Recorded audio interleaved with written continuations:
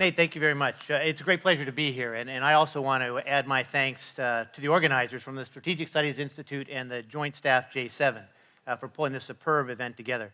I also want to offer special thanks to our co-sponsor for this panel, Dr. Eric Thompson and the Center for Naval Analyses. As you heard, the title is a fitting bookend to the conference's opening history panel, and that original Road to Rainbow, referring to that military planning and analysis, particularly at the U.S. Army War College for some key aspects of that between World Wars I and II. Now, recall that the conference organizers identified two main questions for the conference, and Nate had pointed them out yesterday, and this is from the program. Two questions. First, what are the most important military demands for U.S. and Allied and joint forces through the current decade? And second, how should they prepare to meet them? Now, I want to add one other quote, and it's been sort of talked around, but nobody has mentioned it directly, or maybe if they did, I may have missed it. But from General Dempsey's capstone concept for joint operations in September 2012, the very opening paragraph, I think, identifies a key element of thinking about the future that he referred to as the security paradox. And he says, and this is his quote from his cover letter, our nation and armed forces are transitioning from over a decade of war to a future that presents us with a security paradox. While the world is trending toward greater stability overall, destructive technologies are available to a wider and more disparate range of adversaries. As a result, the world is potentially more dangerous than ever before. And that's what he called the security paradox. Now, we've assembled a very distinguished and accomplished set of panelists to address the conference theme. The full bios are in your program, and they're also available online at the conference website. But I'd like to say a few words about each person before we get started. And I will go in the order to my left here. You're right, and this is the order they will speak in. First, I want to introduce to you General James Cartwright, who retired in 2011 after 40 years of service in the United States Marine Corps. His final assignment was as the Vice Chairman of the Joint Chiefs of Staff, a position he held for 4 years through portions of both the Bush and Obama administrations. Prior to that, he commanded United States Strategic Command. General Cartwright currently serves as the inaugural holder of the Harold Brown Chair in Defense Policy Studies for the Center for Strategic and International Studies. Next to him is Dr. Nora Bensahel, a senior fellow and co-director of the Responsible Defense Program at the Center for New American Security. She is also an adjunct associate professor in the Security Studies program at Georgetown University. A political scientist and longtime defense analyst, she is widely published to include the recently co-authored study, Hard Choices, Responsible Defense in an Age of Austerity and Sustainable Preeminence, Reforming the U.S. Military at a Time of Strategic Change. Next to her is the Deputy Assistant Secretary of Defense, Ms. Ann Witkowsky. She is the DASD for Partner Strategy and Stability Operations. Prior to her current assignment, from 2009 to 2013, she served as the Deputy Coordinator for Homeland Security and Multilateral Affairs in the Bureau of Counterterrorism in the U.S. Department of State. And to the far left on our panel, our co-sponsor, Dr. Eric Thompson, is Vice President and Director of Strategic Studies for the Center for Naval Analyses. He is a Middle East political and military affairs specialist, and he is also an adjunct professor at Catholic University of America, where he teaches graduate classes on terrorism and other national security issues. And as I said, we will go ahead and present in the order they're sitting here, so I'll turn it over to General Cartwright. Sir, the floor is yours. Thank you. Appreciate it. I've got 10 minutes to lay out all of the world's problems and how we're going to solve them. Don't hold your breath here. My opinions will be my opinions, nobody else's. I am a member of what is called the National Defense Panel, which is a congressionally mandated panel that evaluates the strategy laid out in the QDR. We have 90 days from the presentation of the QDR, which was back in February. We'll basically turn a report in here in May or June. Like any good panel, we won't be on time. And so I'm going to give you the framework of how we are assessing risk and the things that are mandated in law that we have to report back on based on the inputs that came from the QDR.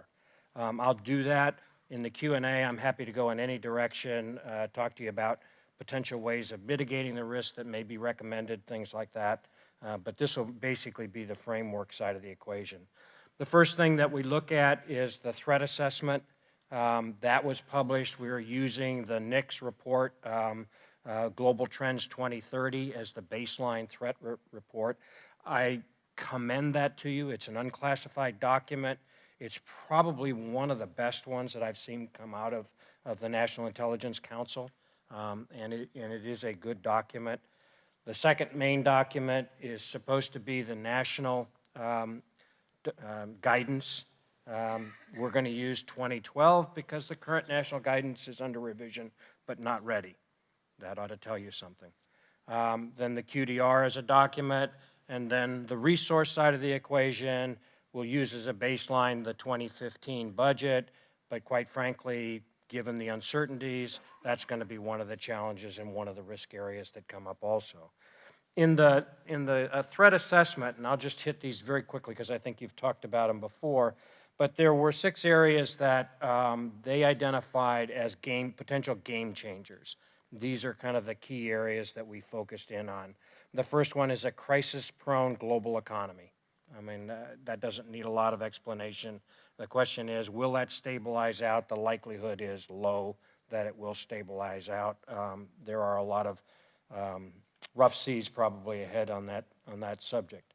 The next one's called the governance gap. This is the basic disconnect here between the people and their governance.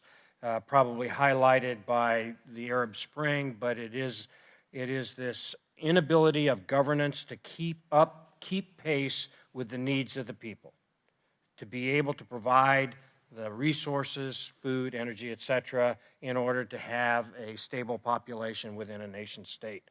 And the likelihood of more disturbances in that area is greater rather than less. The next one, potential for increased conflict. I think that's been well discussed. These instabilities are likely to cause flare-ups. They're likely to be between nation states or within nation states, civil war, et cetera.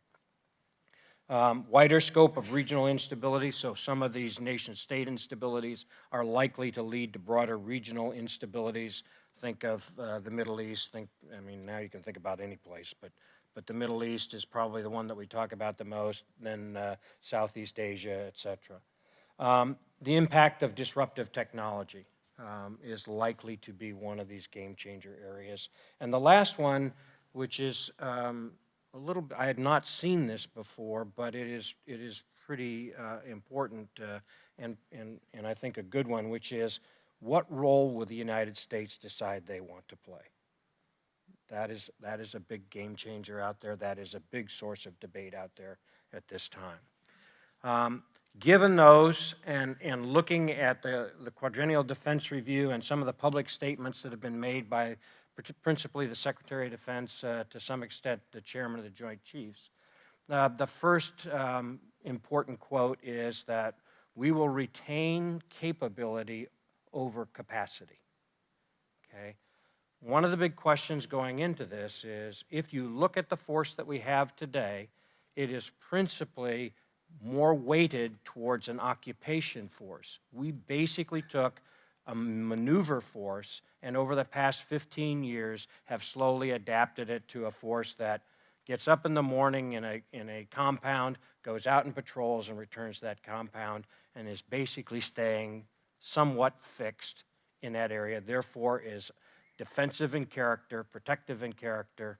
And the question was going into this, is that the force we want for the future?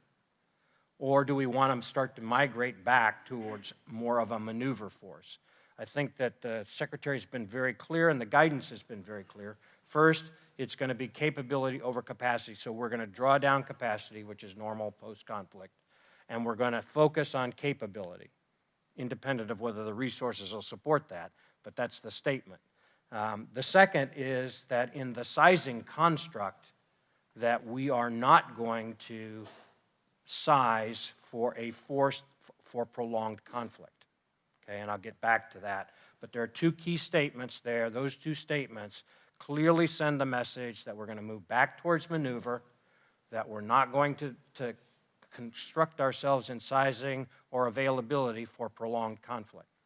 You can agree with that or disagree with that, but that's the way we read it. The first issue that the panel takes on is the force mix. That mix is the three types of forces that we have: strategic forces, general purpose forces, and special forces. And it's been very clear in both cases, for the strategic and the general purpose, we're going to grow the special operations forces, and we're going to modernize and retain the triad in the strategic forces.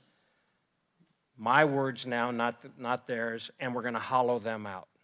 We're going to keep the same number of flags and reduce the capability under those flags. I mean, by any other measure, that's generally the definition of hollow the force.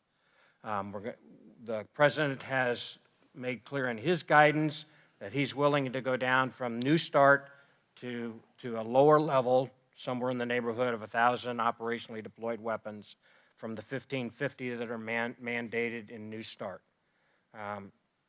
That means less ICBMs, less submarines, less bomber capability, but the mission hasn't changed. The number of flags haven't changed. No squadrons have been stood down. So we've got a challenge there. That's number one. Number two, the modernization of that force with the general purpose force, that force being the strategic force, begins financially in 2020. And in 2020, there is not, under the current budget, anywhere near the resource to do both of those things. So we have a major disconnect. That is the definition of risk, okay, in that strategy. On the general purpose force side of the equation, for sizing, historically we have been two major theater wars, two MRCs, whatever the administration that was in place wanted to call them, but there were two of them, okay? Generally separated by something between 20 and 45 to 50 days, norming around. In the early years, it was driven, the separation of the two conflicts, driven by shipping speeds. Now it's pretty much driven by ISR and tankers. And so somewhere in there. Now, what is interesting about what they have put here is one win decisive and then one simultaneous impose unacceptable costs all the way up to existential cost. So the question here is, where's the tankers coming from and where's the ISR coming from to do that? That hasn't been answered yet. That's not in the strategy, other than to state that's what we're going to be able to do. So there's a disconnect from our perspective there. In the availability construct, there was really almost no discussion about the availability construct. And really, the availability construct drives it. What is the availability construct?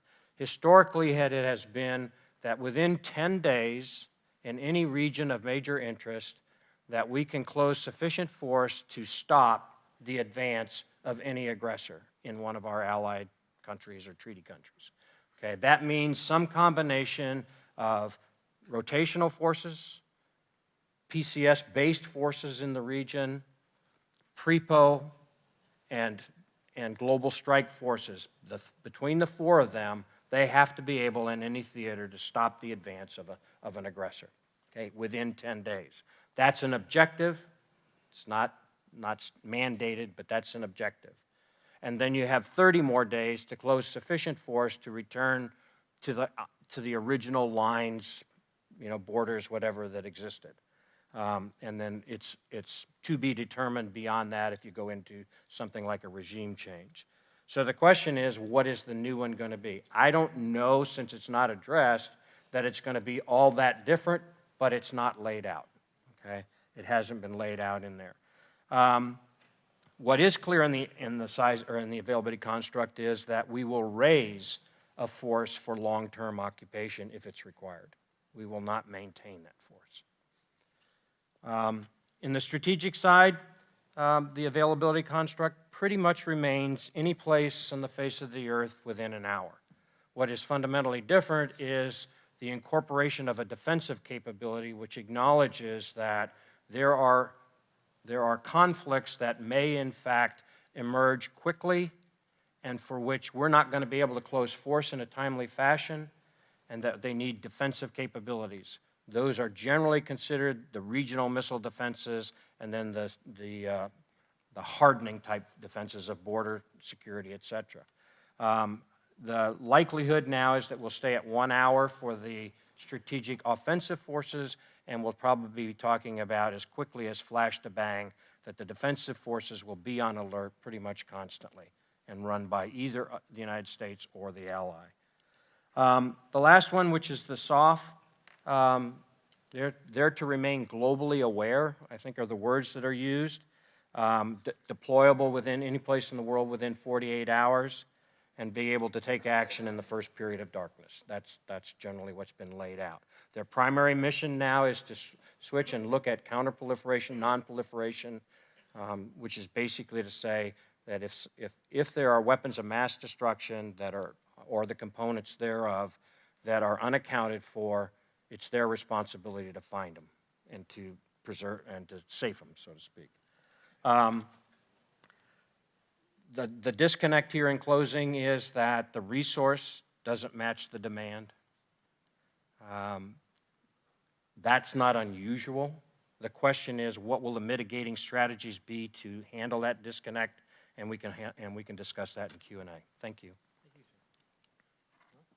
Great. Thanks very much for the invitation to be here today.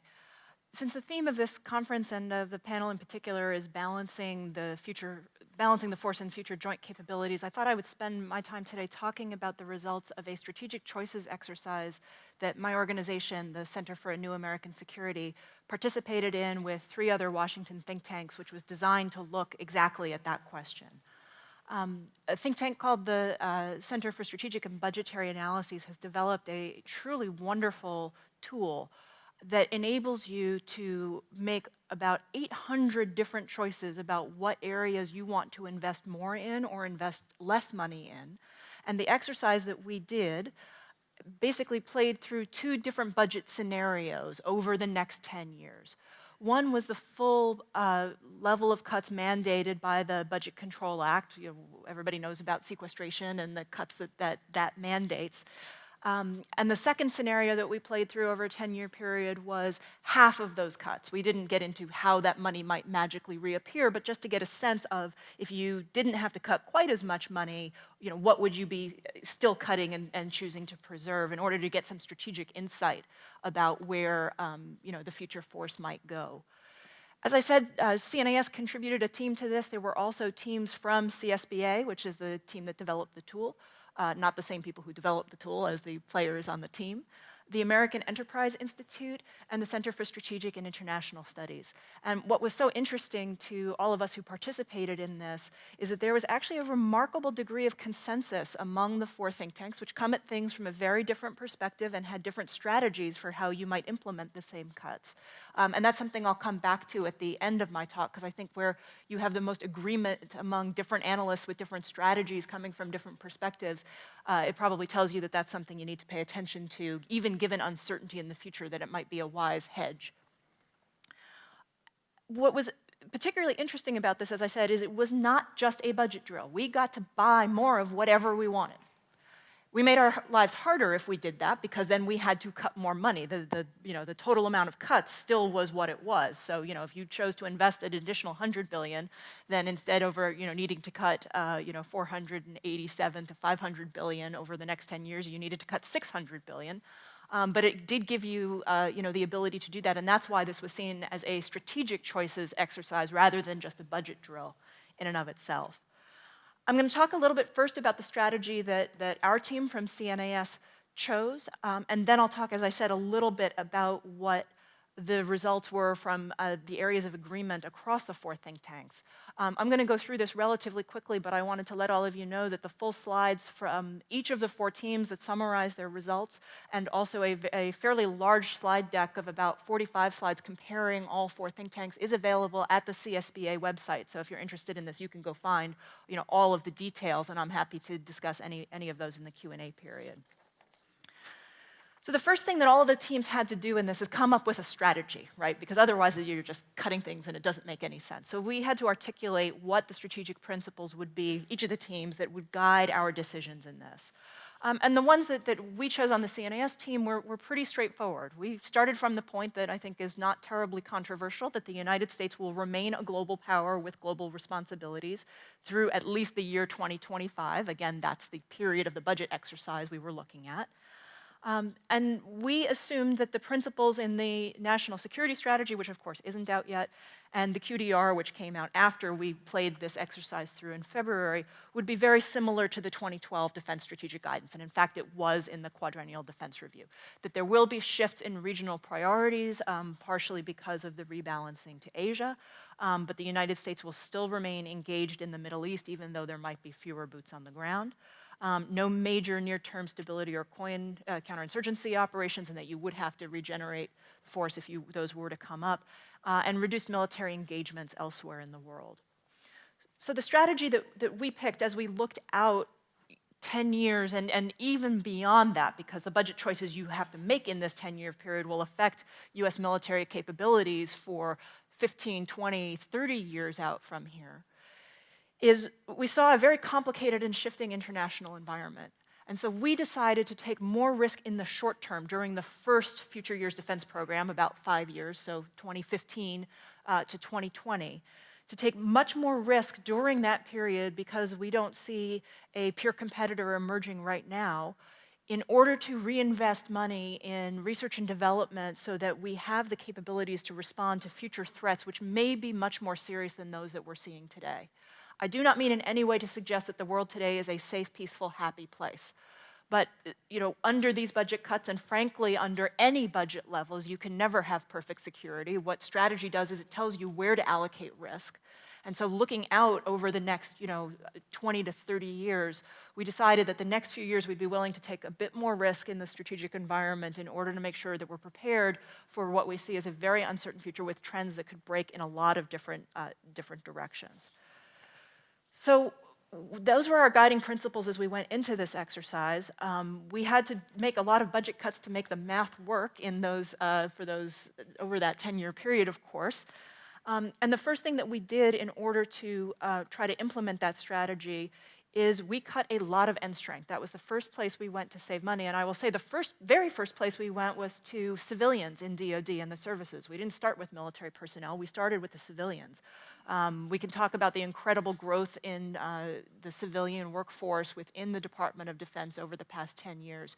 It's gotten way out of balance with the cuts that have been happening and are going to be happening with the uniformed military cuts that are being taken. But we did have to cut end strength in all of the services as well. And we had to impose, when I say had to, it was partially the logic of the math. We took some cuts in readiness as well, even though that was an area that we tried to protect as much as possible. We cut a lot of short-range fighters. We cut a bunch of Navy ships, all Navy cruisers, 1 carrier, and 5 destroyers. We cut the number of active BCTs. We cut the number of Marine battalions. We cut a little bit in special operations forces, in civil affairs, and in some transport, in order to, as I said, make those budget levels.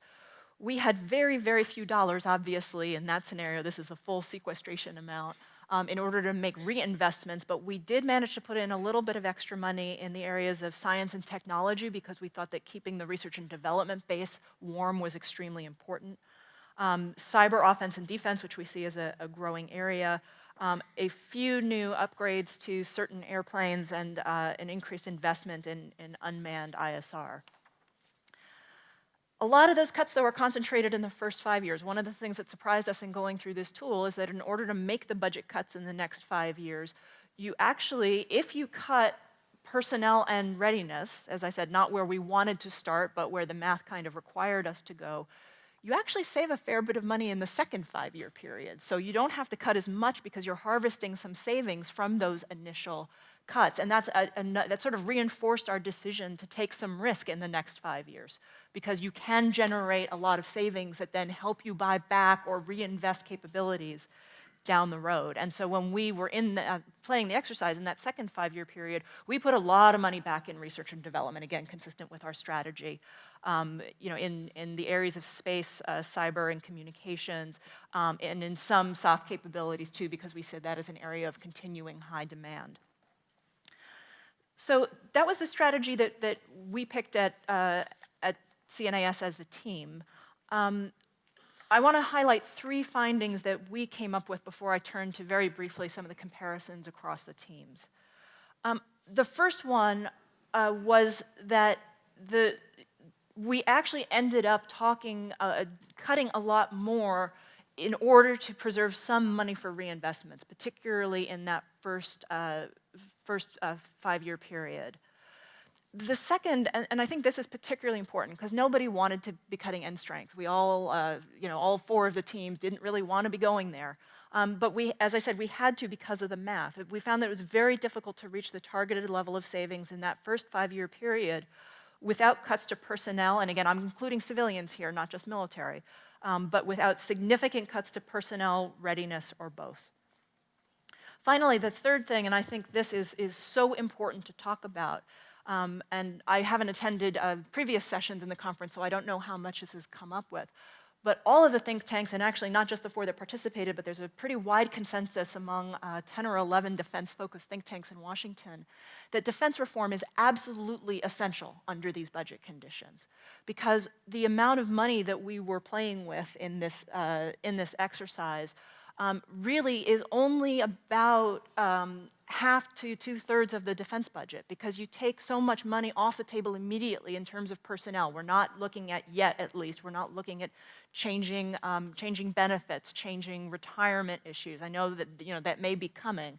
We're not looking at a BRAC for this particular budget period. So the number of things that you start having to take off the table mean that what looks like a 10% cut across the board, which is certainly not great, but could be managed in some areas, the more you take off the table, the deeper that has to be. Now you're talking about 17% cuts if you leave, if you don't allocate any cuts to certain parts of the budget. We at CNIS published a report last year called The 7 Deadly Sins of Defense Spending, which is one of my favorite CNIS reports ever because it has a large flaming $100 bill on the cover. It's really quite striking. That talks about ways you could save money by some of these reforms, not just in pay and benefits, but also in defense management practices. And one of the things we found in that report is you could basically buy back all of the sequestration level cuts if you were willing to make some serious reforms in that area. I know you've talked about tooth to tail ratio, but a large part of that tail are these processes, and a lot of money could be saved there and reinvested into combat capabilities. Let me just very briefly talk about the 3 things that I thought were very interesting that all 4 of the think tank teams discussed or sort of inadvertently converged upon during the exercise. The first is, and I emphasized this at the beginning, that we had the option of adding money as well as just cutting it. Every single think tank added very substantial amounts of money back to the budget. The least amount that was added was the AEI team. They only added back in $263 billion over the 5-year period. Now, all the numbers I'm going to use are over the 5-year period. That's very, very significant. And what that meant was, and many of the teams cut back much, much more, ranging up to, actually CNIS was the one that basically reinvested the most at $384 billion. What that suggests is that since all 4 teams, again, different strategies, different philosophical views, different threat perceptions, if all 4 teams were spending that much money, even though it meant that they would have to cut deeply in some other areas, it suggests that the choices that we were all making were not driven by the budget. Yes, I mean, to a certain extent, you have to make the math work, and that made some painful choices. But what we were also doing as we went through it was saying the current force that you have is not what you need for the future. And therefore, you have to cut more in some of the areas that we have today in order to be able to reinvest in certain areas for the future. And I think that's a very, very important thing to emphasize, because so often we think about sequestration simply as a budget-cutting drill, what it's doing to our current forces, and it is certainly a bad thing in those dimensions. But we also need to be thinking about what areas we need to reinvest in order to balance the force so that we have the right sets of capabilities for the future. There were a couple of other areas where all of the think tanks agreed. All of us retired active component A-10s, for example, something that's going on now. This was before this decision was made. We were very happy about this. We all retired the U-2s and restored Global Hawk Block 30. When we all saw that that had actually happened, we were all very pleased because we had all decided to do that. We all delayed the ground combat vehicle, and we all retired certain not current generation FA-18s, the C and D models. So it was a pretty substantial areas where we agreed on some of the very specific programmatic choices. Finally, the last thing that I'd like to emphasize that all think tanks ended up doing, this one was very interesting because we were not aware that this were the choices that we were making. The tool does not present things by service. There was a category to look at that was air, one that was ground, and one that was naval. And as you went through each one, if you know anything about the defense budget, you can tell which is affiliated with which service. But with 800 choices, you can't really keep it in your mind what you're doing to a particular service. You're looking at capabilities. All of us cut all of the services when we went back and did the numbers without realizing that that's what we were doing, except for one. The budget for the Air Force actually went up quite noticeably. And when we went back and looked at it, we thought that was a little odd because all of us had significantly cut fighter aircraft.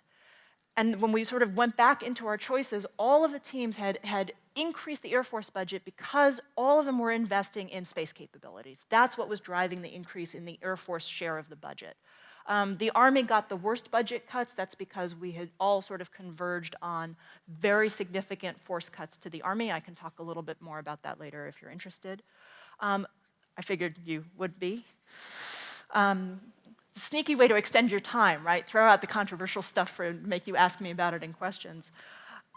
We made some very substantial cuts to defense-wide programs, that's mostly defense agencies, and probably the smallest cuts for any of the services, those still cuts, were the Department of the Navy.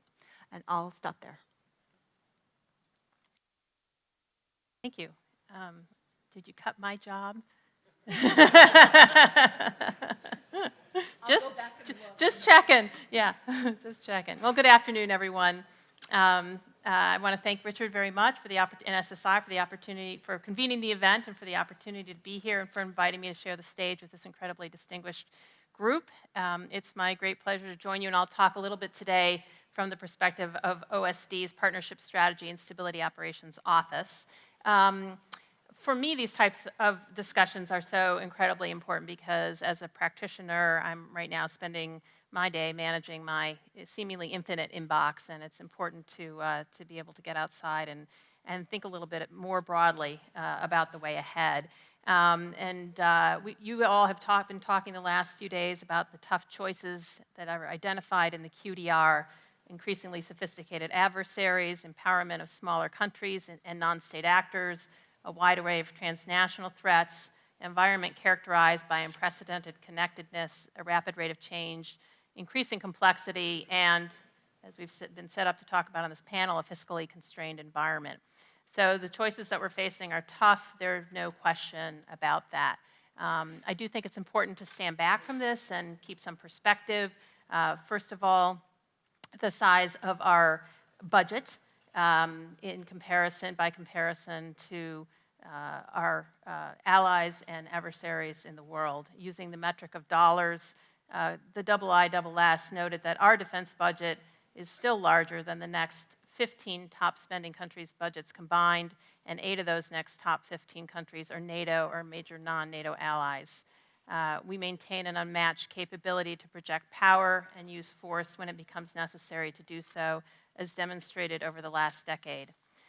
And we have a very strong system of partnerships and alliances, networks on which we can rely when pursuing our strategic, operational, and tactical objectives. And that's the point I want to focus on for a few minutes today, the question of partnerships. Because as the QDR points out, given regional and global trends in the security environment, given fiscal austerity, increasing fiscal austerity, it's imperative not only that the U.S. adapt more quickly than it has in the past, but that it pursue more innovative approaches and partnerships in order to sustain this global leadership role. So even as our military maintains these preeminent capabilities and makes some tough choices, it's imperative that through our alliances and our partnerships, we are focused on enhancing our partners' capabilities to also address growing regional challenges with us, whether that's about missile defense or cybersecurity, maritime security, disaster relief, peacekeeping, and I can go on. So that as we seek to maintain and strengthen these military advantages and defense relationships, we are doing so with a long view of enhancing our partnerships in mind. And coupled with that, this focus on our defense-to-defense relationships, I think it's also important to keep in mind, maybe as a aside to the focus of this conference, and maybe for another one, but something to keep in mind, that we must do so with our interagency partners, our civilian partners, working side by side with them to protect and advance our U.S. interests. And more of many of the challenges that we face require this kind of cooperation. It should be no surprise to you that I'm here talking about this today, because our office is DoD's policy lead for stability operations, peacekeeping, security cooperation, humanitarian assistance and disaster relief, protection over diplomatic facilities and personnel abroad, an area where we are increasingly leaning forward as an institution. And so the policy work that we engage in around these issue areas, shaping capabilities, authorities, processes, and policy outcomes, are challenging. They are early targets for cuts in this fiscally constrained environment. I didn't hear you talk about them in your presentation. Maybe they're below the waterline, but they are being cut. And so it is through that lens that we need to think creatively, creatively as we look ahead. In particular, as has already been flagged, our forces will no longer be sized to conduct large-scale stability operations, capability versus capacity, as has already been noted here. So consider a few things as we look forward. First of all, as the QDR underscores, our abilities to build partner capacity and to collaborate with interagency and international partners, particularly to tackle root drivers of conflict, are more important than ever. And second, that this renewed emphasis on partnerships has to be seen in the context of an increasingly complex security environment.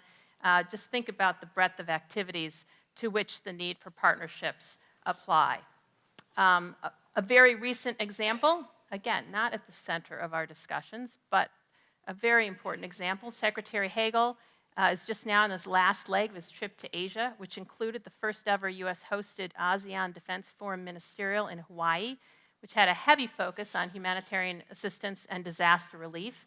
And at the meeting, he said, we can expect that the frequency and complexity of disaster relief and humanitarian assistance missions will increase. These missions demand cooperation between nations across their government agencies, NGOs, and the private sector. These are the kinds of issues that we are working on to build stronger partnerships and alliances globally. From DoD support for our Japanese allies in responding to the Fukushima disaster in 2011 to last year's collaborative efforts with the USAID and other interagency partners to respond to Typhoon Haiyan in the Philippines, to our support for French and African partners in addressing instability in Mali and the Central African Republic, we must plan for a U.S. military that will increasingly operate alongside with and through partners. It's not merely limited, this partnership, to protection of civilians and our humanitarian interests, of course. Each day we're relying on critical partnerships with a wide range of Central and South American countries to address the scourge of the narcotics trade, moving drugs around the world.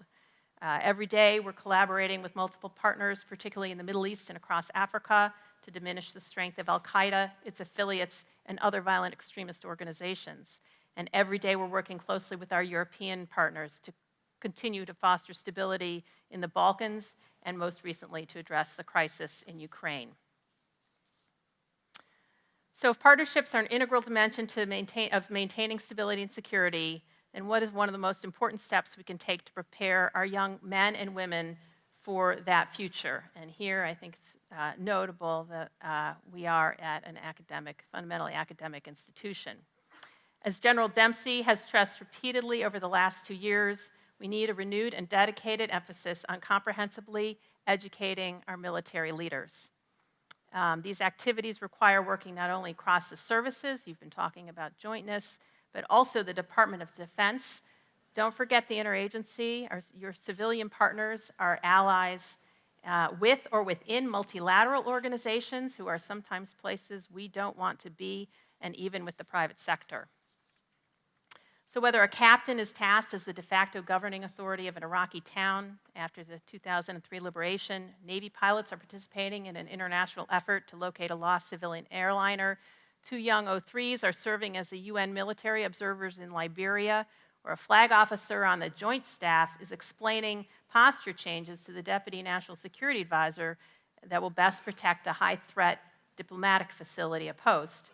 The nation needs military leaders who fully understand the environments in which they're operating. This education is important not only because of the fundamental necessity of having thoughtful and innovative military leaders, but because it is key to maintaining and growing this expertise across the wide array of missions called out in the Defense Strategic Guidance and the recently released QDR. This is very much the case for stability operations, something I'm focused on. Although the Department's strategic guidance has been explicit in that the future force will not be sized for prolonged large-scale stability operations, the DSG, the Defense Strategic Guidance, and the QDR have been equally explicit regarding DoD's need to maintain expertise, lessons learned, and regenerative capabilities to build a force that can conduct such operations when called upon to do so. Moreover, the QDR's emphasis on international partners speaks to capabilities that require renewed growth within the joint force. The schoolhouse, so to speak, both faculty and curricula, will need to consider how to meet these mandates. And here I have just a few specific thoughts. Professional military education may need to become more comprehensive. There may be a tension within the current curriculum, what needs to be excluded, but more comprehensive could mean increased emphasis on topics beyond the traditional warfighting topics, issues such as transitional public security and complex humanitarian crises, the issues that our military is facing today and involved in today. We need to train for the tasks for which we're planning, because regardless of how much we desire capable partners in the world of stabilization, reconstruction, peace operations, and other activities to strengthen fragile states, recent history and current operations suggest the U.S. military will be involved in such matters, a question mark that we just noted was put to us in the 2030 Global Trends Study. So in this context, I do want to flag, as an example, the efforts of the Army War College, which is now, in addition to offering an elective on security cooperation, in which Army leaders gain a better understanding of our strategies to share security responsibilities, the newest innovative partnerships, and the complex interagency and international processes that underpin our partnership efforts. The college's Peacekeeping and Stability Operations Institute has been instrumental in strengthening global peacekeeping capabilities by fostering partnerships with the United Nations and other international entities, to include, for the first time ever, establishing standards to which troop-contributing countries should train. Second, I might suggest that experiences beyond the classroom be considered as part of our military leaders' education and must increasingly be valued, if not considered essential, when identifying our future senior leaders. Retired General John Abizade's career is an interesting example. Not only did he excel in the Ranger, Airborne, and Mechanized Infantry communities, but he attended graduate school in Jordan and served as a peacekeeper of the UN mission in Lebanon, both roles providing invaluable experiences when he was later called upon to command in the Middle East at the highest levels. And broadening experiences could include an increased emphasis on interagency exposure, increased experiences with allies and partners we consistently rely upon as well, when steady state cooperation turns to contingency and crisis response. We're becoming better at this in the civilian world. We do rotations to other agencies. Right now, a member of my staff works on peacekeeping and serving in USAID. But even as we talk increasingly about whole-of-government approaches, and we've made significant headway to building cross-agency cooperation, we're often frustrated by how hard the reality of achieving unity of effort. It's an ongoing process, and it requires this kind of education and experience to make it work. So one example where this becomes really important is something that we're working on in my office, where we are seeking to build upon the lessons learned in Iraq and Afghanistan to address the hard question of transitions, specifically regarding elements of stabilization that are not security related.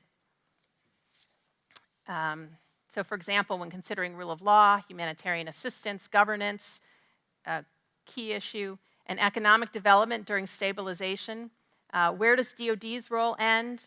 When will civilian authorities of other departments or within a host country or among our partners be ready to step in and assume responsibilities? We need to be thinking about things. We need to be planning for the future. And then third, just a suggestion in the same vein of broadening experiences. One ought to be thinking about ways to do more to include officials from the diplomatic, development, law enforcement, justice sectors for similar experiences within our commands. The geographic commands have gotten a lot better at this in the last few years, particularly since 9/11. They understand the value of this, but we must carry forward the work that's already being done and build upon it and do more. So we got a long way to go before information sharing becomes collaboration, and before collaboration becomes integration, and eventually, the Holy Grail, synchronization. These are just a few things to think about in the broader context of the hard choices we're making within the context of the joint force and the current budget. I put them out there for your consideration, and in the hope that these thoughts, these concepts, these considerations with respect to partnering, both with our allies and foreign partners and with our civilian counterparts, will be taken into account as we think about the future joint force, whether in education, these broadening experiences, and interagency and international collaboration. Thank you. Thank you very much. I thought it was going to be a big challenge for me to be able to keep people awake as I was facing the fact that I was going to be coming after lunch. That pales in comparison to the challenge of following these three people and their deep experience and their presentations, but I'm going to take a swing at it. It's my pleasure to be here. It's my pleasure to have my organization co-sponsoring this panel, but my remarks today are simply my own. This conference has had many opportunities to consider force sizing paradigms and metrics and constructs. On this final panel, I do not intend to yet offer another one of these force sizing constructs. What I intend to do is to use my time to discuss how we might think about configuring that future force. And by configure, I mean how we organize, deploy, and employ the force we buy. You've probably noticed I didn't say organize, train, and equip, because I'll leave training and equipping piece out of the discussion for now, as I believe that training and equipping should follow, not precede consideration of how we might configure this force. I am, however, going to stray into the roles and missions for the future force, as I think this helps us mindfully consider how best to configure that force. As I said, my starting point is to accept that we need to buy the most modern and most capable force that we can afford in order to fight and win wars in a dynamic future security environment.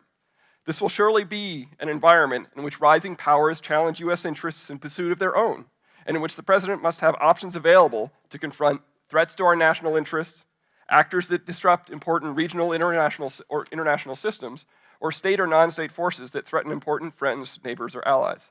I don't think I'm wildly out of a step in this with much of what you've heard over the last 2 days. However, we must also recognize that the vast majority of the time, our forces will not actually be employed in phase 2 to phase 4 elements of any of these mission areas. This is what I call the 95%, 5% split. I would argue that across the horizon of a post-Iraq, post-Afghanistan world, we can reasonably expect that we will need a force that will spend 95% of its time not doing the critical warfighting missions set that we buy them for, but be able to do so definitively and effectively the 5% of the time that we actually call on them and ask them to do so. Now, I admit up front that there is no science behind the 95-5 split. I offer that term simply to emphasize that the vast majority of the force we will buy will spend the vast majority of its time not fighting the nation's wars. As such, I argue that we should spend time considering what that force will spend most of its time doing and reflect that in how we organize, employ, and deploy the force. In other words, we should configure the force that we buy for future warfights in ways that advance our interests to the greatest degree possible between those warfights. In her public address rolling out the QDR, Christine Wormuth, the Deputy Undersecretary of Defense for Strategy Plans and Force Development, noted that under the fiscal realities reflected in the QDR, there will be an increased risk in some areas when it comes to the execution of the defense strategic guidance. She also said that in the long term, there is a lot of uncertainty in the security environment as dynamic as the one we face with a smaller force. So how can we configure U.S. forces in order to mitigate this risk and prepare for the uncertainty when defense resources are tight? I would offer that the future force must be configured with two notions in mind. One is to maintain combat-credible forces ready and able to be rapidly aggregated and deployed and employed to conduct combat operations across the spectrum of war, and, as the QDR indicates, to win at least one regional conflict decisively. We may have another discussion as to whether that's sufficient or not, but it surely needs to at least be able to do that. The second notion, I would argue, is to devote a significant attention to configuring those forces in order to stay continually and positively engaged with key partners around the world. In other words, configuring our forces worldwide so that they are well suited to executing what I refer to as persistent engagement. Despite potentially shrinking force structure and concerns about the cost of maintaining forward deployed military forces, the United States should not set itself on a course of shrinking its global security interests, undervaluing critical partnerships, nor simply accepting a future of doing less with less. So in order to escape such a trap, the United States must continue to configure and deploy its forces 95% of the time to assure its friends and allies, invest in promising partnerships, appeal to the non-aligned, and deter adversaries, all the while shaping a global strategic environment that reflects U.S. interests and facilitates U.S. access. In other words, the U.S. should configure its future force to enable persistent engagement in ways that can leverage both U.S. and partner capacities and capabilities to achieve the country's national security goals, and as a result, provide the biggest bang for taxpayers' buck. Configuring the force for persistent engagement means a stress on the ability to dynamically aggregate and disaggregate the force for peacetime activities. Frank Hoffman, in his presentation earlier today, suggested that he would discontinue the global soft network. I, in fact, would not. I would take the lessons learned there and apply them to other services as well. I would have the force stress jointness as a means of expanding mobility, extending reach, and combining novel capabilities. Force mobility and adaptability are key and definable and should be defined on the demand side rather than on the supply side of the equation.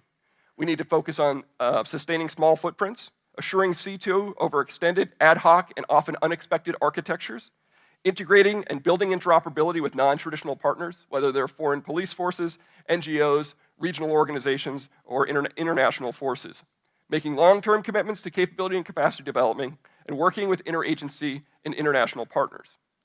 Just as the Army made a great transformation to the brigade combat team following the Desert Storm as a way to right-size and more dynamically organize deploying and employing of its capabilities, the Army, I believe, should be ready to continue pressing down and diversifying the unit of issue of its forces to be effective in the 95% environment.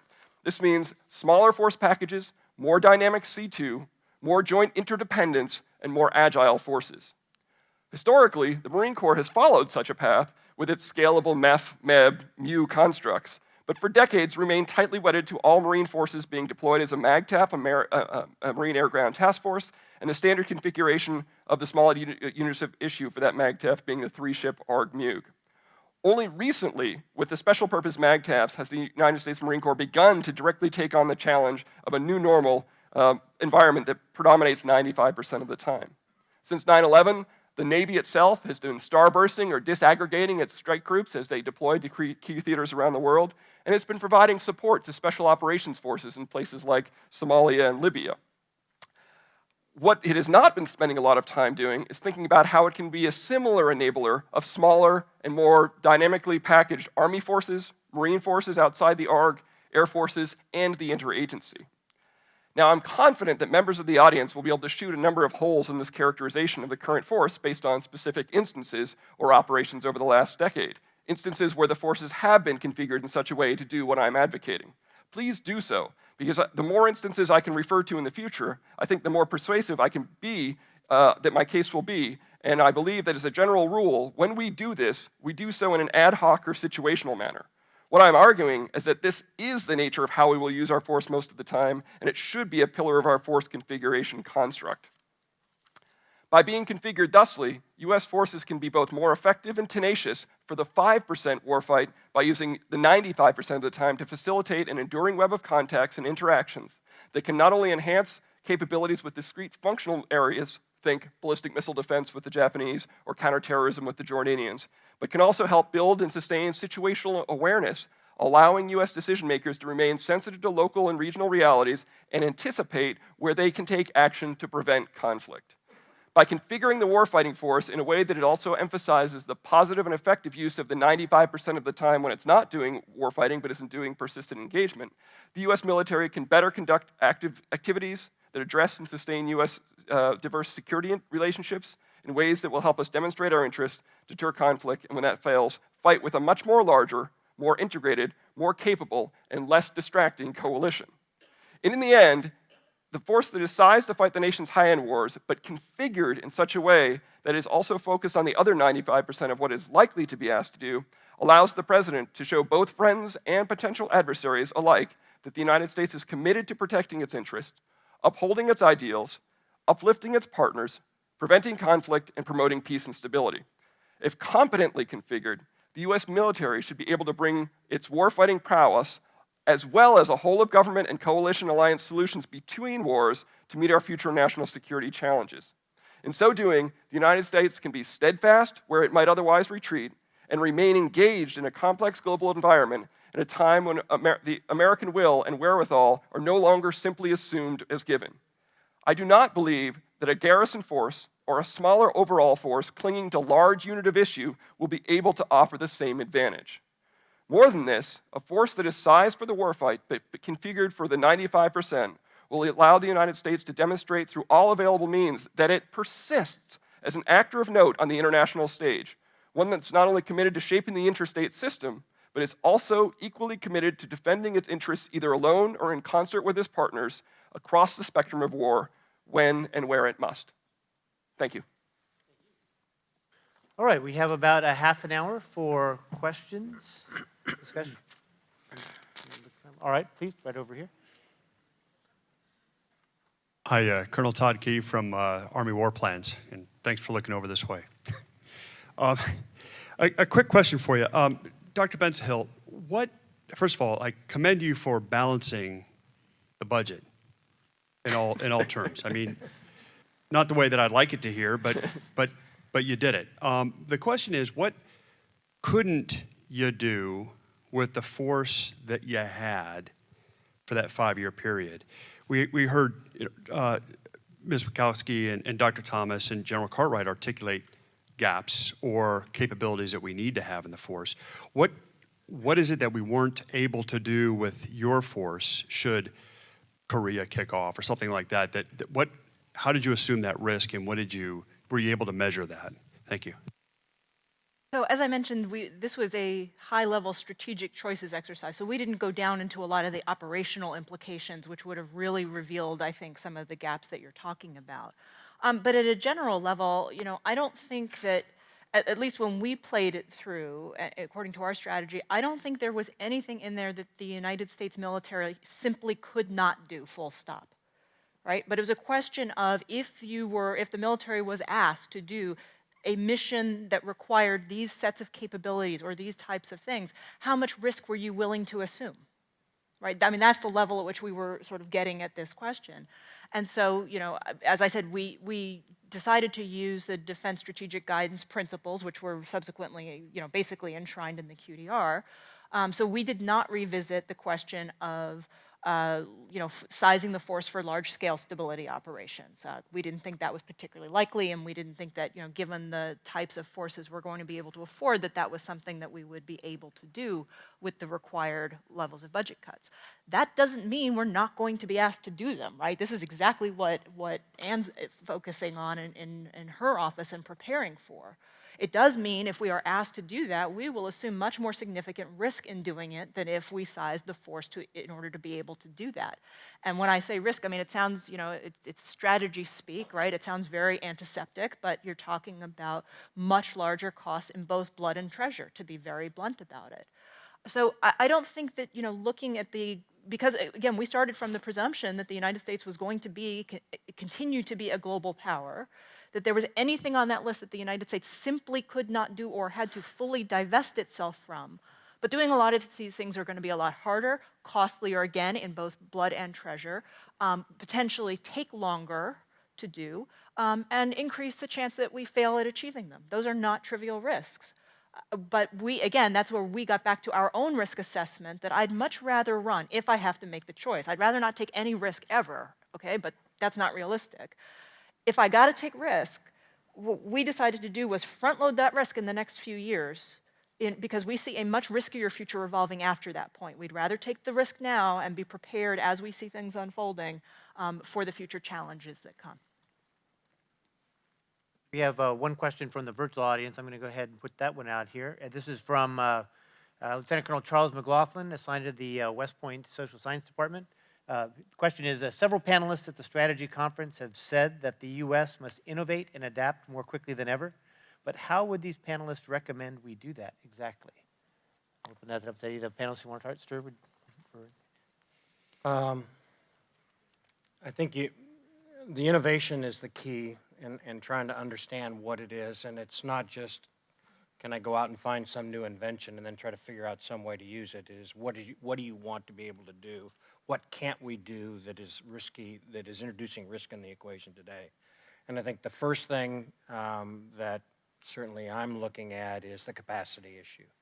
The capacity issue was the same issue that we had coming out of the Gulf conflict, in which we basically introduced precision weapons and stealthy or survivable weapons, okay, and capabilities, platforms. So what is it we're going to do today that is not an incremental improvement on the cost of something like a 10% reduction if you'll build them all in the same year or something? What is it that's fundamentally going to change the game for this country in the next 10 to 15 years that has the impact to actually put us on a path that would substantially change the capacity game, okay? If you go historically and look at it, take armies as an example. The world wars were fought as armies. Korea, Vietnam was fought as a division base, and now we're at a brigade base. And the reason is because we're more lethal, we're more mobile, we can cover broader areas of regard, etc. The question is not will the next be battalions, but what is it that's going to fundamentally change the game? We cannot today maintain the magazines, and you pick the platform, but we cannot maintain the magazines. We're outscaled in most any conflict. You can take ships and you can load them down with cruise missiles and SM-3s, and at some point you run out and you've got to go offline, reload, and come back. The only way to scale that up is more ships, which you can't afford. And you can apply that to any service. That's the challenge. So how do you start to change that? And there are technologies out there that every one of the services are pursuing to go aggressively after an asymmetric approach to the capacity problem. So that's kind of number one out there, and one that I go for very quickly. The second one is we run out of tools in the transition between statecraft and war. We need better tools to prevent war. Tools that are more effective, allow themselves to be tailored to the problems that we actually have and not used. We cannot find ourselves in a situation where we've threatened everything, we're doing all the economic sanctions, and the only thing left is a nuke. We don't want to be there anymore. Those are the kinds of challenges that we need to direct, not ask, direct innovation towards them in the R&D budgets. And so that's kind of where I would go. And there are any number of the capabilities that can do that, and every one of the services are pursuing them. I'll stick with the Navy example and just nail three of them real quick for you. Cyber's asymmetric. You basically, on offensive cyber, have a limitless magazine.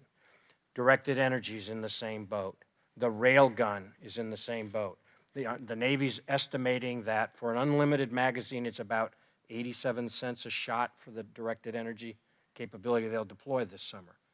That's the kind of stuff that is a fundamental game changer in your ability to persist and to basically influence your adversaries at multiple levels. Each one of those weapons is also what's called graduated in their effects. They can go from influence to destruction, and they can graduate their effects along that line. That's the kind of tools that we're going to need as we go forward. Nora, do you see? I'd say that there are two things that you really need to invest in order to have the ability to innovate and adapt quickly. The first is you need those capabilities, and I endorse everything that you said. I would just add to that, you also need, and DoD also needs to be investing in basic scientific research, because you don't know where the innovations are going to come from. It's through basic science that you develop the widest range of new possibilities.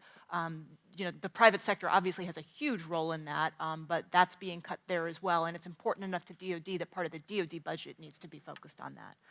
But the second thing that I think is equally critical and sort of diametrically opposed on the technological scale is you need to invest in education. This exactly emphasizes the point that you made earlier. You need people, you need well-educated officers who can think creatively, who have critical thinking skills in whatever environment they're put in, to be able to think outside of the box, to be able to deal with uncertainty. The future strategic environment is going to be characterized by uncertainty in terms of the budget environment, in terms of the operational environment, and a whole range of other things. And so investing in education, while always important and something that DoD and the services in particular have always paid high levels of attention to, needs to actually be invested in even more in the coming period. And the good news story about that is that compared to a lot of things in the DoD budget, even under some very significant budget constraints, it's really not a tremendously large investment in terms of absolute dollars. And the payoff that you get from that is absolutely essential. Anybody else want to address that, or I'll go back out? I would just add one other point is as we stand here and recognize that resources are being more constrained, we need to think about innovation not simply as and solely as an acquisition problem. We have, if we do, for example, what I said, you have smaller units of issue of forces, we can have more platforms for experimentation and innovation. We need to think about setting a command environment that focuses on the innovative application of education, of current equipment, of coalition, of time, space, and maneuver in ways that allow us to nurture that alongside other capabilities that we purchase and integrate in the force through conventional means. If I could just maybe underscore a point that all have made, and that is we need to think about innovation across these what are seams, or what can be seams, to the civilian community, with our partners, and in the case of, as you alluded to, where we're looking for a persistent presence, or at least partnerships that will be available to us, others in the field who we wouldn't consider necessarily as traditional partners, but may provide a place for us from which to project power, might facilitate our logistics capabilities, might facilitate the protection of our diplomatic facilities, and might further our efforts in the objective of, as the General has said, crisis prevention. That tool set is a tool set that we know we need to work on. And we need to do it not only as a department, as a military, but again, with our interagency partners. Actually, what I'm going to do is I see two hands real quick. If I go ahead and click both of those up, sir in the front, or okay, go ahead. There's an officer. Chick Feldner from Naval. I'd like to ask Nora a question. First of all, I want to commend you on the way you released your study, getting it out before the President's budget and then releasing it with members of the House and Senate Armed Services Committee in the room when they didn't have anything else to read because the President's budget wasn't there yet. My question, you cover 2 5-year defense programs in your study. In the first 5-year defense program, you reduced the Army, I think, to 420,000, and then, and my number could be wrong, but you increase it in 2021 to around 450,000. And I was wondering if we could dig down a little bit deeper into some of the thinking that went into the increase in 2021. Sure. Yeah, you have your numbers right. That is what we did under the full sequestration scenario. I should say also that the CNAS team, in that first 5-year period, reducing the Army to 420,000 was actually, we get criticized a lot for our positions on the Army, but we actually preserved the Army at the highest force levels of any of the 4 teams in that period. 420 was a high water mark, which is, I think, something that needs to be kept in mind. A lot of other teams cut way below that in that first 5-year period. I mentioned in my, as one of the things that I found very interesting as a result of this, is that when you cut you have to take large cuts to personnel, and again, we did include civilians in there. I keep wanting to emphasize that because we didn't start with people in uniform. But when you take such big cuts to personnel to make the math work, to get down to the required levels of budget cuts, you create significant downstream savings in the second 5 years. And so we found when we did that the things we had to do to reach the numbers in that first scenario in those first 5 years, in order to meet the level of budget cuts according to the strategy that we had chosen, freed up enough money from the downstream savings in the second 5-year period that we had a lot of money we could spend again. And at that point, we sort of looked at the strategic environment. Again, I said our strategy was to take some near-term risk, but look, sort of longer out and hedge against some risks that may be coming there. And the downstream savings enabled us then to reinvest in a range of areas, not just in terms of ground forces. So we bought back some of the capabilities and increased the size of the Army then to 450,000. This suggests, and I'll be completely transparent, that the way that these cuts are structured is not the most strategic way to go about it, but you didn't need me to tell you that from this, right? Having, just targets that are not necessarily tied to specific capabilities and so on is a very, very blunt instrument for trying to reduce the defense budget. The reality is, though, that that's the way it's going to happen. I mean, I hear whenever we give this talk, I get a lot of people, particularly from those in uniform, saying, well, then, we just need to go educate the Hill and tell them this, and they'll figure it out and give us more money back. And that is not going to happen. Those are going to be the numbers. The question is that how do you mitigate the worst risks that you're running in this? And that's why when we had some money in that second period, we chose to increase the size of the ground forces back a bit. One back here. I'm Colonel Otto Liller. I have a question for Ms. Witkowsky on the partnership piece. As you know, since 2001, the DoD has gained significant train and equip authorities to build partner capacity. Excellent authorities, very broad, allow us to get after the tactical, the operational, the institutional level of the security sector. However, they're temporary. And as forces redeployed from Afghanistan, we're going to take on a strategic approach of building global security or build security globally. And we will want to replicate that comprehensive nature of building security capacity. However, as you get closer to phase 0, we get into Title 22 authorities that are fundamentally based in things like the Foreign Assistance Act of 1961, and they're a little bit outdated perhaps. So is the DoD attempting to modernize and codify some of those authorities and lessons learned of the last 12, 13 years? And in speaking about your cross-agency cooperation, are you going about it alongside Department of State to try and get after some new legislation? Thank you. And if I can, before she answers that one, we had another one come up on the screen, and so I'll let her take a shot at both. A little bit of overlap. It just says a virtual observer in the U.S. It says for DASD Witkowsky, the U.S. military is engaged in a significant amount of external overseas partnering, building capacity and relationships. To what degree, though, do changing U.S. political priorities undermine our ability to maintain confidence among our partners that the U.S. will remain committed to them, which may well include some of those programs? Okay, let me start actually with the second question and flow into the first. I'm not sure that the issue is so much one of political priorities and maintaining confidence as it is of fiscal realities and maintaining engagement. Those are the kinds of choices that we're facing, and I think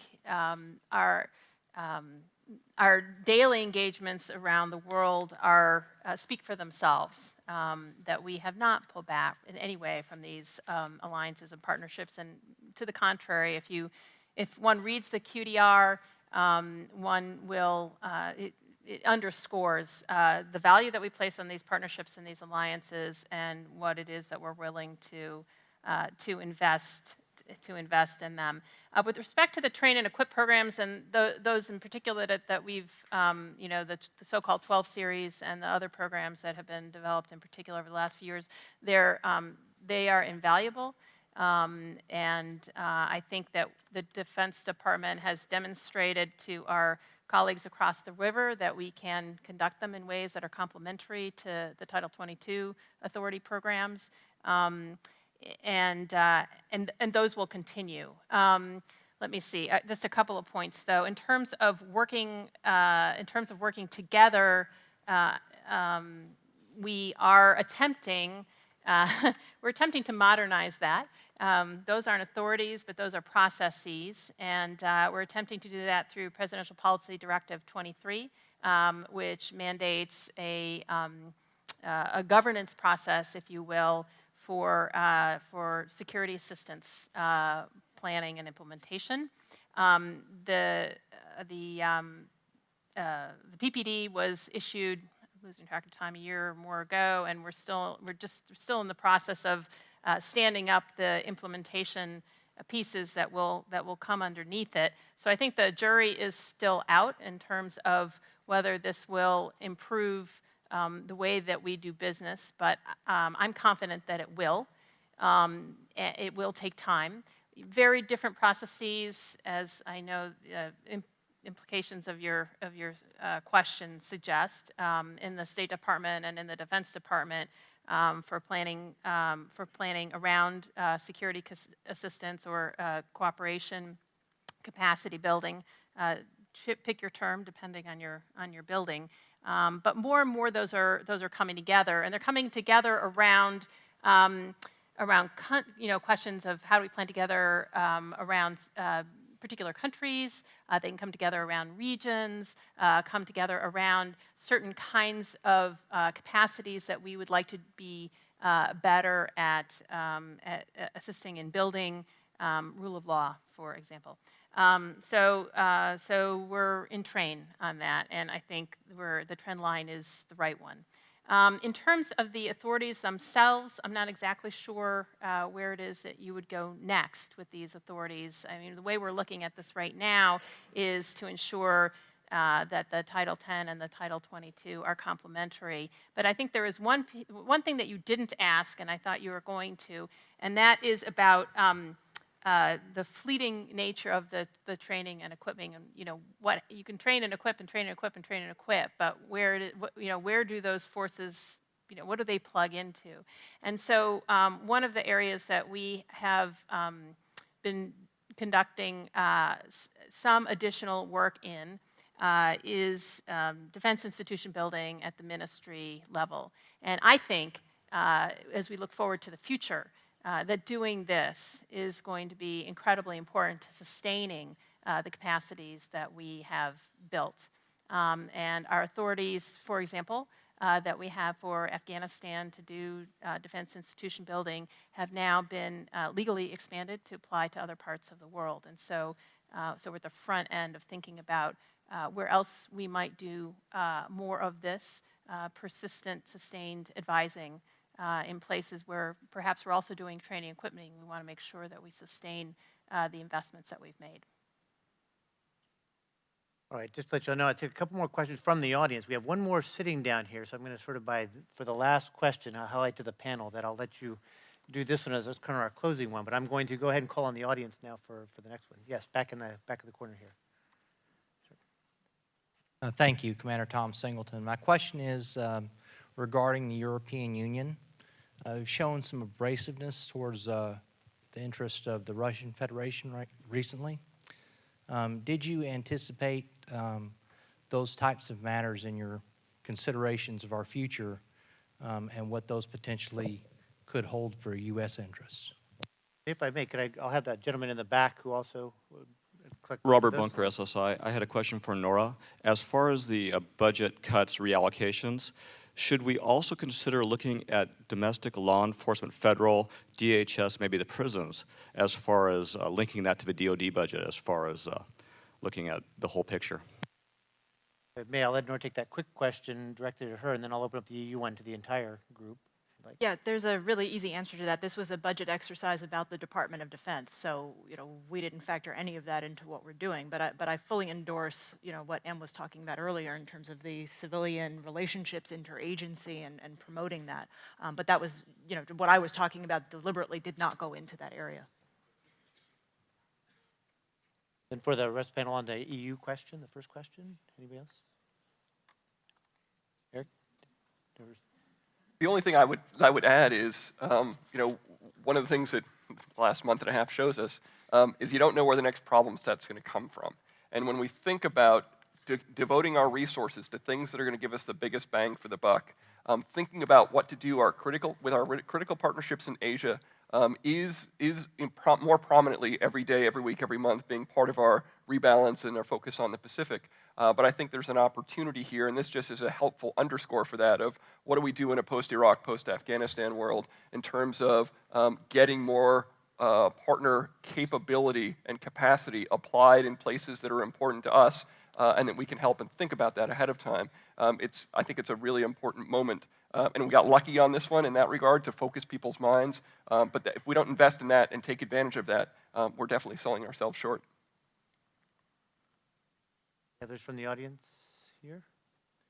If not, what I'll do is I'll go to we have a good, I think kind of a good wrap-up question sitting on the screen. I'll read it, and then I'll ask each of the panelists and to respond to the question, if you will, any final remarks. That should probably take us to the end of our time. But the question comes from Colonel Jeff Settle, a military advisor at the U.S. Department of State, who's watching at their off-site location at the U.S. Institute for Peace.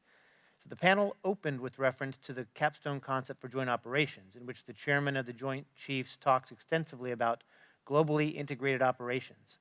How do you see this global integration playing out over the next 5 years, especially as the Joint Force trains, engages, innovates, and operates?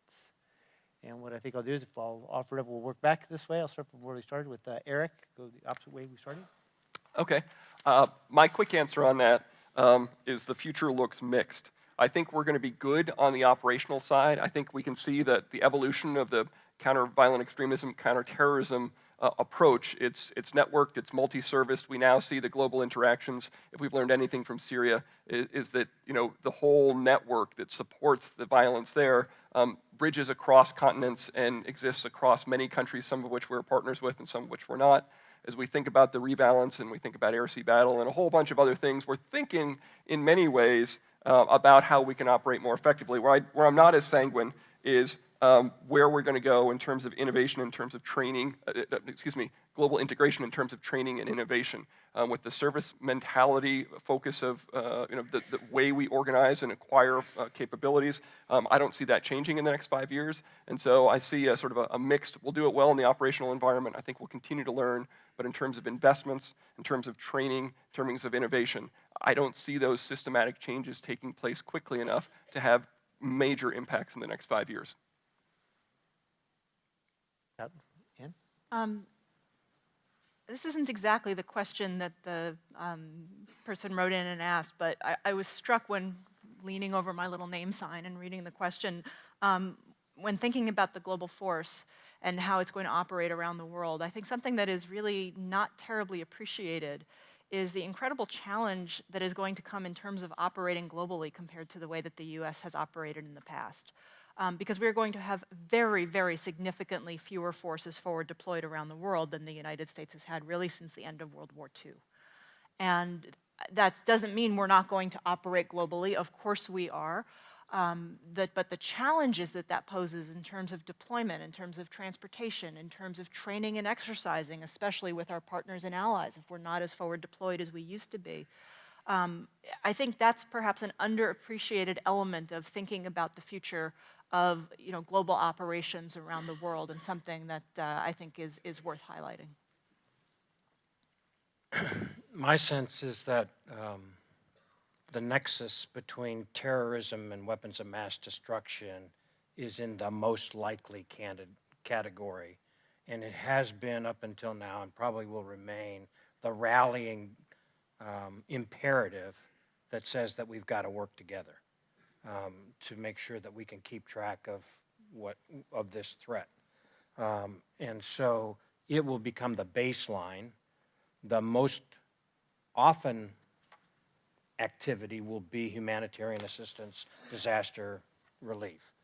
But in those venues, we will work on a global scale with allies of like minds in regions where there is an imperative for those countries to act. And that those venues will become the basis for then broader global operations should they become necessary. And what's great about this is that if you look over the last 5 years, we've found partnerships that we never would have assumed that we would have found. Whether it's on piracy, whether it's on chasing weapons of mass destructions or their components, or whether it's on disaster relief. We have found ways to operate with what have heretofore been either adversaries or people who just didn't leave home. And now all of a sudden, because of an imperative, have. And that we've found ways to do that, and we've found forums under which we can train together for these missions, have conferences together, even though the relationships may not be the best in the world. And I think that's going to be the underlying basis for our global engagement as we go forward. Where we can find imperative regionally, and then where we can find partners who find common core interests for a particular activity. And so, you know, you kind of look at those and you say, that's likely where the leverage will come from. And I'm sorry, had you decided you didn't want to? It's been covered. Okay. Well, thank you very much. I think, well, we are a couple minutes early before that, but that's fine. I think this is a good time to wrap up. I hope you'll, I really enjoyed the discussion and the insights, and I appreciate the comments and questions from the audience as well. So if you would please, join me in thanking the panel for their tremendous insights today. Thank you.